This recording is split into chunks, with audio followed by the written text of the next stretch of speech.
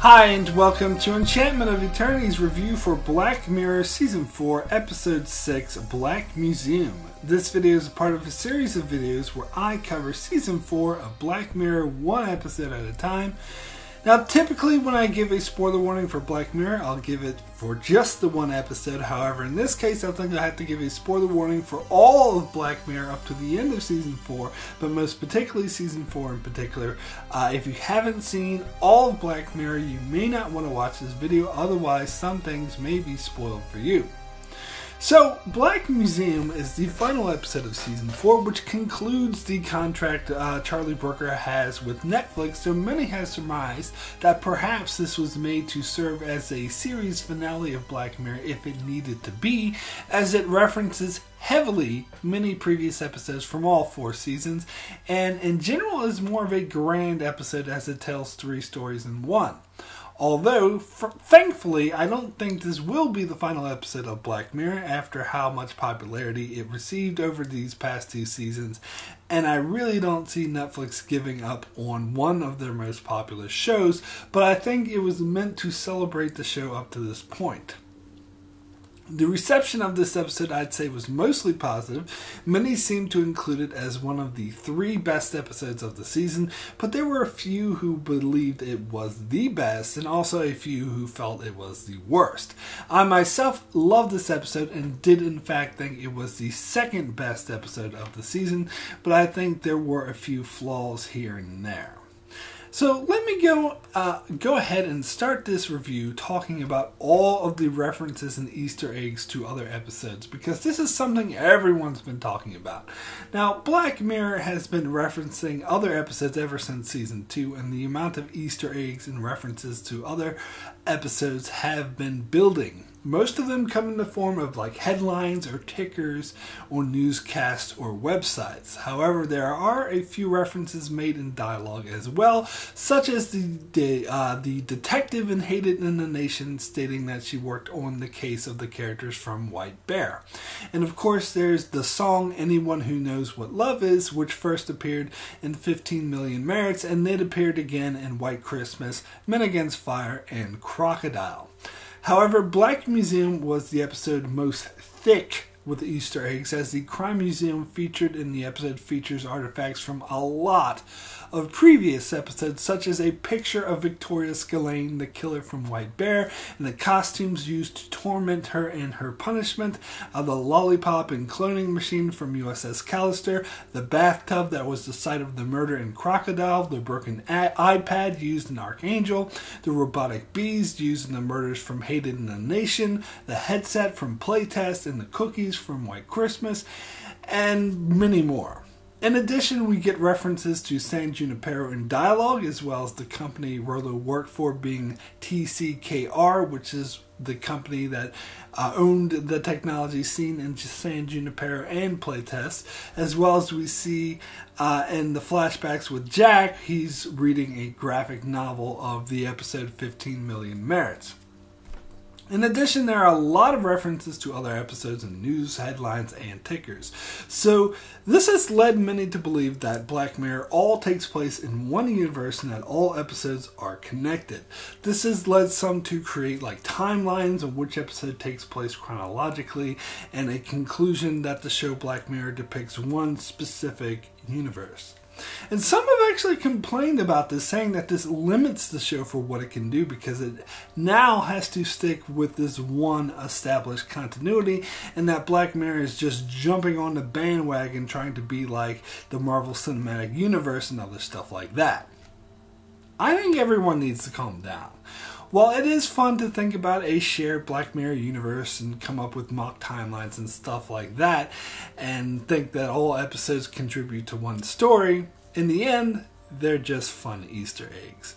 Now, at first, Charlie Brooker was very adamant that the episodes were not all connected, but recently he specifically said that he changed his mind to say certain events do take place over several different episodes. However, I don't think this is the same as having one definitive chronological timeline. In fact, I've seen a few videos that try to put together a definitive timeline and it never works out, and there are always flaws. And in addition, there are some contradictions fiction, so some things in some episodes are referenced as fiction, while in other episodes they're referenced as reality, such as 15 Million Merits, which is depicted as a graphic novel in this episode, and in other episodes references are made to the reality show Hot Shots that appears in that episode.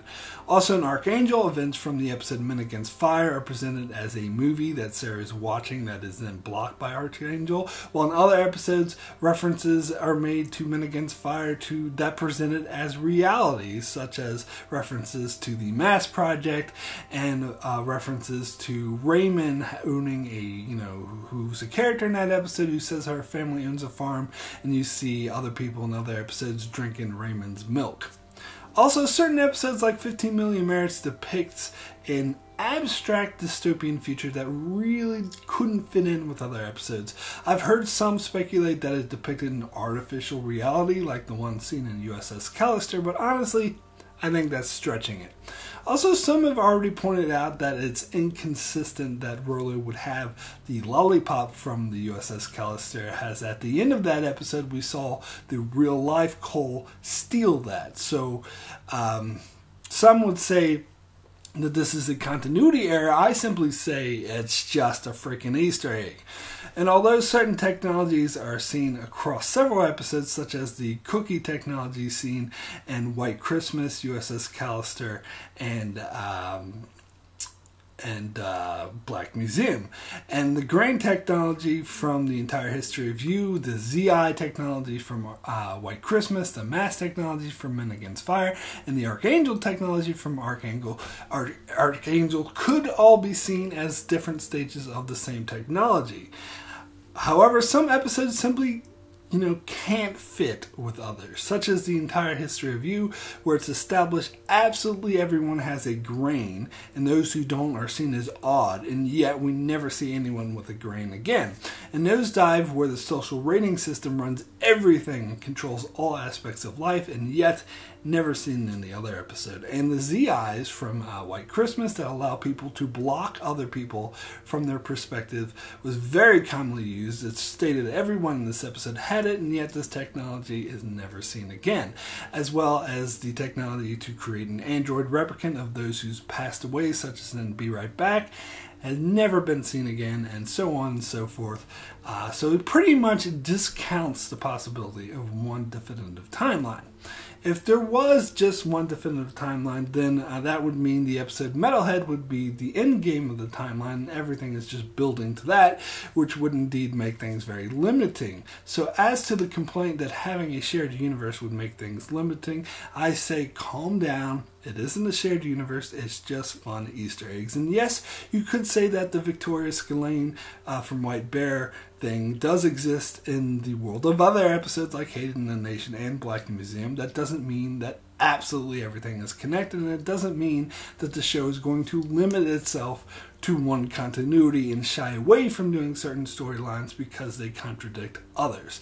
Because they already contradict each other. The world of 15 Million Merits, Metalhead, the Entire History of You, Nosedive, and White Christmas cannot all exist in the same universe, so it is not a shared universe. It's just a fun way to reference other episodes. And I think the showrunners find ways to drop hints that it's all just a bunch of fun Easter eggs as well, because in addition to all the headlines and other hidden references to other episodes that you have to pause to find, there were a few other treasures left for Easter egg hunters, such as in the episode Crocodile, where Rob presents the printed newspaper article of the man he killed. If you pause it and look at it, it reads, "Of course, the real question is, why would anyone pause what they're watching just to read a sentence on a printed out newspaper article?" says a voice in your head before advising you to go share this finding on Reddit. Also in the episode Metalhead, while Clark is trying to hack the car, a readout of the car he's trying to hack states names of several previous episodes, but at the bottom of the list reads, "Why did you pause to read this, you freak?" So I think it basically means it's just a bunch of fun references that you shouldn't take too seriously. Now, in the case of Black Museum, I've heard several state, "This proves it's one universe." To that again, I would say calm down and stop taking the show so seriously. This was obviously a way to pay homage to what the show has done to this point by packing in as many references to other episodes as possible, some of which are inconsistent, like the USS Callister one. And for this episode, yeah, some of the events actually did occur, like Victoria Scillane imprisonment in White Bear. The San Junipero thing is actually a place, and also cookies from White Christmas are a thing. And yet, the Z-Eyes from White Christmas are not a thing. So it's not stuck in a certain continuity, and it's not limiting themselves to one continuity by having references to other episodes. If these references work for the story being told, that's fine. They can just cross over between those episodes in that sense, but I think people need to calm down a bit about this whole shared universe thing and not overthink it. It's just a bit of fun and a way for the show to reference itself, and I think that's perfectly fine. So as for the episode itself, I think I'll cover each of the 3 segments separately, but let me start with the overall story, as it obviously takes a lot of inspiration from White Christmas episode, which so happens to be my favorite episode, in the regard that it tells 3 different stories within one. However, I do think White Christmas did it better, as even though it was 3 separate stories, it felt more organic and naturally flowed. And also, I always thought of it as one story, whereas Black Museum is very overtly 3 separate stories and has more of a sort of storytelling time feel to it, which each segment sort of stands out more independently than they did in White Christmas. But that's not necessarily a bad thing, as Charlie Brooker said that he was going for a Tales from the Dark Side or Tales from the Crypt type feel, and in that regard I'd say he really succeeded, as I've heard tons of people state that they thought this had a Tales from the Crypt feel to it with Rolo Haynes as the Crypt Keeper. And another similarity it shares with White Christmas is that the main narrator or storyteller is a less than savory hustler type who isn't a straight shooter and isn't always a reliable narrator. And as good as Douglas Hodge is in this episode, he's no John Hamm. So I couldn't help but think of this character as a lesser version of John Hamm, but maybe that's being unfair, as I do think he works in this episode. In any event, this episode does do a great job at setting things up that are paid off at the end. In fact, watching the episode a second time gives the viewer a whole new perspective on the dialogue and also events that occur knowing the twist ending. For example, when Rolo asks Nish why she's in town, she says that she's visiting her dad for his birthday to surprise him, which was her mom's idea. Turns out that's more correct than he knew, as she was there to see Rolo's main attraction, which was in fact the digital version of her father, and her mother is a consciousness inside her head, so it's likely it was her idea. Also, there are several references to the main attraction throughout the first half of the episode, which does end up being the main motivation behind the whole episode, so it really is the main attraction. Also, some other things Nish says takes new meaning once you realize she despises Rolo, and by listening to these stories, she just wants to learn more about him, and she learns that he's even more despicable than she thought. Also, I love the touch that when Rolo first meets Nish, he asks if she's Australian, so this establishes that he's no good with accents, and it would explain how Nish is able to fool him with a fake British accent, which was a nice touch. Of course, in reality, the actress who plays Nish is British, and that is her real accent, whereas the American accent she puts on at the end of the episode was where she was faking it.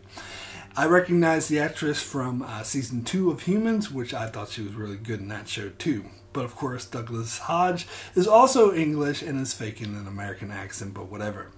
I do see why this episode had to be based in America rather than the UK, as the hospital he worked at takes advantage of those who can't afford healthcare by offering them free healthcare if they let them experiment on them, which is distinctly American, as is commentary on the US failed justice system with the story of Clayton. But Overall, I do love the writing and performance of Rollo Haynes, as I think this episode does an amazing job of establishing just how despicable he is, as we see that he doesn't really care about the people that he's involved with. As with the doctor with the pain receptor, when this all goes wrong, he makes excuses on why they can't take the device out of him. And also the language he uses, as when he's telling the story of Carey and Jack, instead of simply saying, "Oh, Jack got her pregnant," he says, quote, "He dick-puked a little baby paste up her wazoo," which perfectly relates his cynical and dispassionate disposition. And of course, the way he purposely omits information, outright lies about Clayton's story in order to make him appear more guilty and Rollo more justified in what he does. This portrayal of him as a despicable character does make the ending much more satisfying when he gets his just desserts. This does separate this episode from White Christmas, as even though Jon Hamm is portrayed as a despicable character, he's also shown as relatable and even sympathetic at times. Therefore, when he gets a sad ending, the viewer has mixed feelings about that, whereas here, the viewer doesn't really have mixed feelings about Rollo, and it's very clear that this despicable character deserved what he got. In fact, it is presented as a happy ending. And don't get me wrong, I'm not saying this is worse than White Christmas in that regard, just different. So let's start with the story about the doctor who uses technology to literally feel what other people are feeling, to feel their pain. And although I did enjoy the storyline, this was my least favorite of the three stories, as it seemed to be the most irrelevant and didn't really add anything to the overall story of the episode. So this one in particular felt most like it was just there to have some dark tale of technology, and it didn't contribute much to the episode as a whole. I suppose it does establish Rollo Haynes' character more in some of the despicable shit that he's done, but I don't think it was entirely necessary, and Rollo's character would have come off just as strong in the other storylines. Now, one could make the same argument about the first story and White Christmas about the dating advice that goes wrong. However, I think that story was far more crucial in establishing Jon Hamm's character, as that story was about him, whereas here the story is more about the doctor than it is about Rollo. That being said, I did find this to be a very effectively creepy horror story that was executed well. I love how it's established that Dr. Dawson is just as moralist as Rollo, and his main motivation wasn't to save lives or to help people, but to help his own career and make himself look better. And so he was kind of a despicable character to begin with, even though he was saving lives. And it's funny to hear Rollo tell the story when he mentions that Dawson saved a bunch of lives, because you can tell that he doesn't actually care about saving lives, nor does Dr. Dawson, and it was all about money and prestige to them. So when the story takes a dark turn and Dawson ends up becoming addicted to pain, this makes it far more believable that this addiction would drive him to cutting himself up and eventually to murder. I mean, those scenes where he was mutilating himself was great horror and truly hard to watch. And of course, through it all, Rollo took no responsibility for the technology's role in these murders, or the fact that Rollo pushed this on him with no regard, which does speak a lot to his character. So the next story about Jack and Carey was probably my favorite of the three, as I found it richly dark and emotional, like the best of Black Mirror stories. First off, it starts off quite sad, as it shows this happy family, but then the mother gets hit by a car and is trapped in a coma that she can't recover from. And by the way, the scene where she's hit by the van was really well done, super shocking, as the van just comes out of nowhere. Anyway, we get this sad situation of Jack visiting Carey daily as she's in a coma, and he's actually able to communicate with her via a comm box where she's able to answer yes and no questions. This comm box is another Easter egg that was mentioned in San Junipero. Anyway, Rollo comes along and offers Jack an alternative, and the clunky way he first communicates with him again shows that Rollo is an unsavory type. So we then get the story about the memory transference, as Carey is put in Jack's head has a consciousness where she feels everything he feels and sees everything he sees, but has no control over his actions. Now, at first, the portrayal of this is like a happy ending as she gets a second life, but then it takes a dark turn, which I completely saw coming, as being together all the time, they start to drive each other crazy. In fact, I'm quite surprised that they didn't see this coming, but I suppose that they're still young and haven't been married for very long, but I think anyone who has been married will know this is an inevitable outcome of two people being together all the time. As Rollo puts it in the episode, familiarity breeds contempt. And regardless of how much they love each other, it makes total sense that the situation would drive them insane. Particularly before Jack receives the pause button where she's always on. I don't really see how that they didn't realize that this would be a bad idea. And I love the way this played out and the interactions between Jack and Carey, which allowed for some really good dark comedy that was quite lighthearted, such as when Jack eats anchovies to punish Carey for complaining to him. And it's funny to see this from Parker's perspective, as it looks like Jack is just talking to himself and then all of a sudden eating anchovies. But of course, the story takes a more turn for the tragic when Jack gets a new girlfriend who doesn't care much for Carey's presence. So they go to Rollo for a solution, and he just offers to delete Carey, and Jack rejects this outright, as he says that's the same as killing her. And I love Rollo's response here, where he's like, well, not legally, and Jack replied by saying, but ethically. And although Rollo gives no verbal response, you can tell by the look on his face, he's like, ethics, bah, who cares about ethics? But anyway, they ask for another solution, and being true to his cheesy snake oil salesman nature, he says, my friends, you're in luck. And so his solution is to put Carey in a stuffed monkey toy where she can see through cameras and feel through sensors, but can only communicate with two responses: monkey loves you and monkey needs a hug.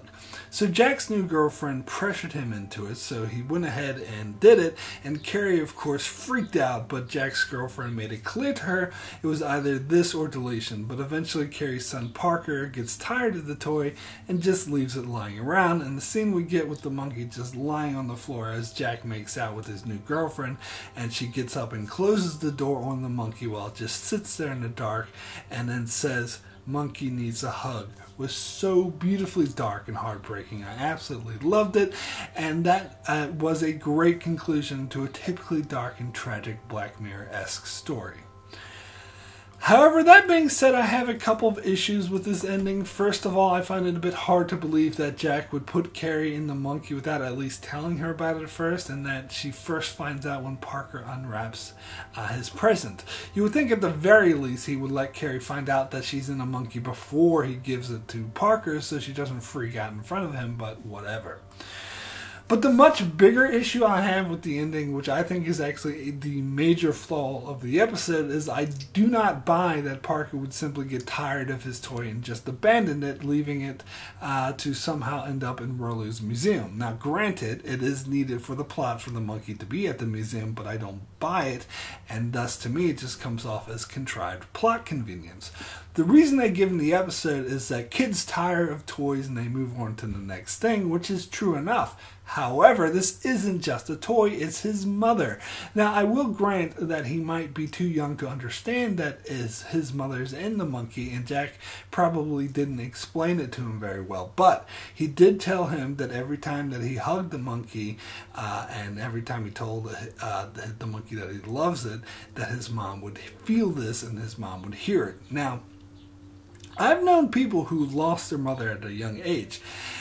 They would do anything to reconnect with their deceased mother. Even if, Jack had just said, oh, this monkey used to belong to your mother, he would likely hold on to it as a life treasure, possibly even talking to his mom through it.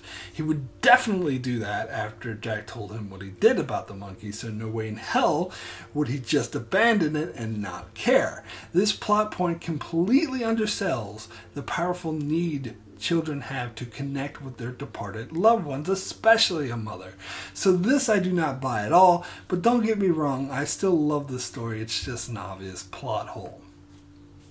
Also, another question I have is, Rollo mentioned he got fired because of the case with the monkey, as it later became illegal to put a cookie in a receptor capable of expressing less than 5 emotions, and that it would also be illegal to delete her. So my question is, why not just transfer her to a better receptacle then? I mean, they transferred her to Jack, and then from Jack to the monkey, so it seems like no issue to transfer her from the monkey to a better receptacle. Hell, they could even put her in San Junipero. But perhaps she fell through the cracks of the law, where the law simply said that she couldn't be deleted. It didn't go as far as to force Rollo to transfer her, and without anyone forcing Rollo, it makes sense that he'd prefer to keep her in the monkey so he could have her in the museum, which does add another layer as to why Carey would hate Rollo. I found the ending where the monkey is watching Rollo experience an excruciating death, and after Nish takes her out and she says, "Monkey loves you," which I thought was extremely powerful. I absolutely love that. I like to think that Nish does transfer Carey to San Junipero, as I think that would make for a great ending for Carey. But that's just my imaginary ending, but that's what I like to think happens after this episode. So now let me get to the final story, which ties into the ending of the museum story, so I'll cover them both at the same time, and that's the story of the convicted murderer, Clayton. Now, the episode had been dropping hints throughout the episode in the form of newscasts about a weather reporter who had been murdered, and the suspected perpetrator is a man named Clayton, which I do really like how they did this. This pays off in the final story, where after losing his job, Rollo tries to find another way to make money, so comes up with the idea of making a digital copy of a convicted murderer, an infamous one at that, since it was a known weather reporter that he killed, or allegedly killed. It was a widely reported case, and making a digital copy of him that would survive the execution, so he could sell tickets to the masses of them being able to execute this digital copy of Clayton over and over again. Now, this story reminds me a lot of the episode White Bear, as that was also a case of an infamous murderer being put in an exhibit for tourists to come and delight in their torment.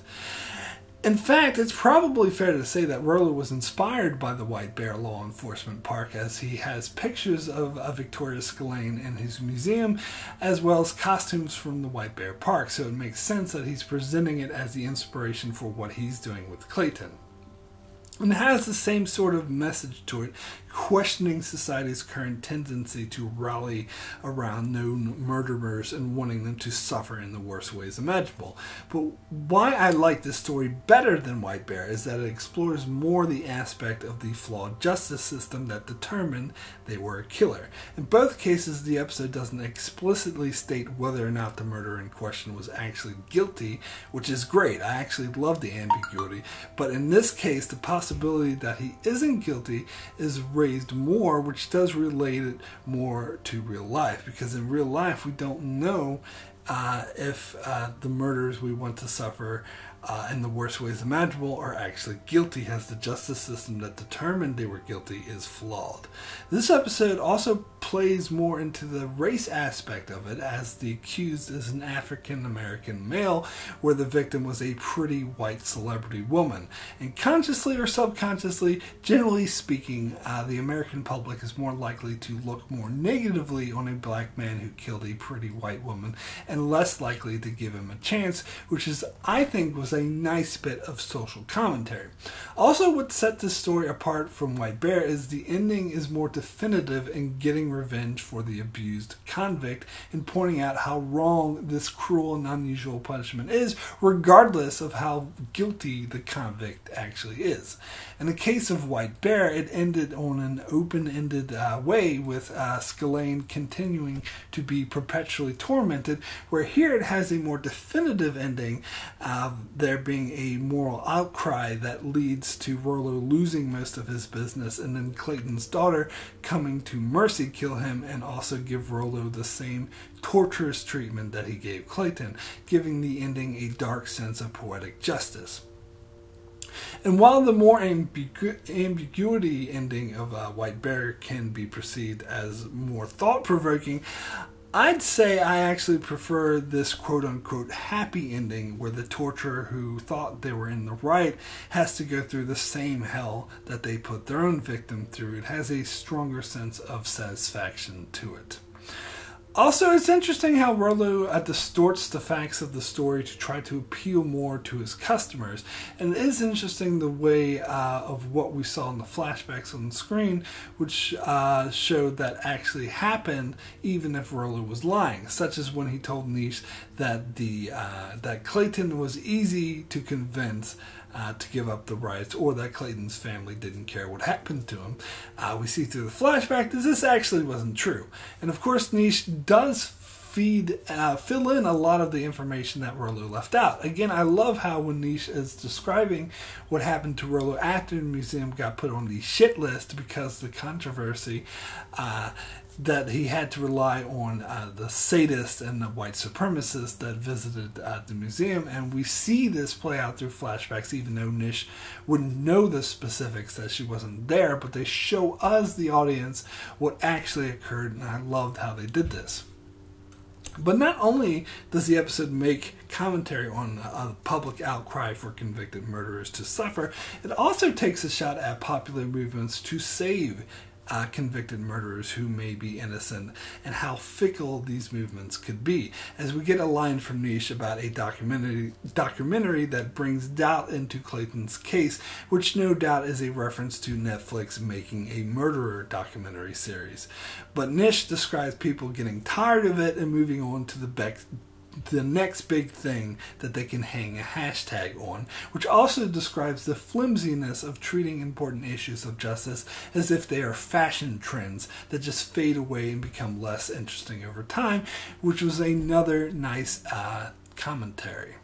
Now, as for the reveal that Niche was Clayton's daughter, I did figure this one out before it was revealed in the episode. That being said, I don't think it detracted from the story at all, and I still think the reveal was beautiful, including the fact that Niche had poisoned Rollo with the water, which is another thing I had figured out fairly early on. But the way it played out, where we see Rollo in the same type of environment we saw Carey in earlier, that signifies that he's trapped within the digital version of Clayton, and we get to see his reactions even though Niche doesn't actually hear what he's saying to her as she kills him and leaves him in a perpetual state of suffering. This was the perfect Black Mirror moment, and one of the show's crowning achievements, in my opinion, was seeing the Black Museum burn down to the ground as Niche drives off into the sunset, an ending that to me was more powerful than the ending of USS Callister, and the perfect ending to the season. However, that being said, I don't think the reveal of Niche's mother being inside of her head was all that necessary to the story. It just seemed kind of like a cheap gotcha moment that doesn't actually add anything. I mean, don't get me wrong, I don't think it sucks. I don't think it ruins anything. I just don't really see it as that necessary. So my rating for Black Museum out of 10 is a 9. Excellent. This is the quintessential episode of Black Mirror, in my opinion. It ties the whole show together, not only through the use of abundant Easter eggs, but by telling 3 amazingly dark and twisted stories involving technology that resemble the best of Black Mirror. And on top of that, it has a season 4 style ending, which tends to end more on a darkly happy note than the previous seasons have. And its ending, it comes together beautifully and is packs in a powerful punch. That being said, the episode isn't perfect, as there are a few plot holes, and the first story with the Doctor does seem a bit shoehorned in and doesn't really add much to the overall story. But overall, a great episode and one of the best of the series.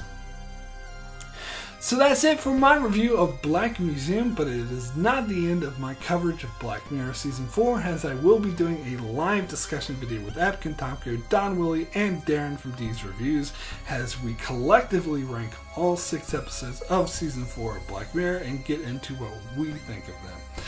This will be here on Enchantment of Eternity this coming Tuesday night in the US, which will be Wednesday afternoon for me here in New Zealand. I'll leave a link for the event in the description below.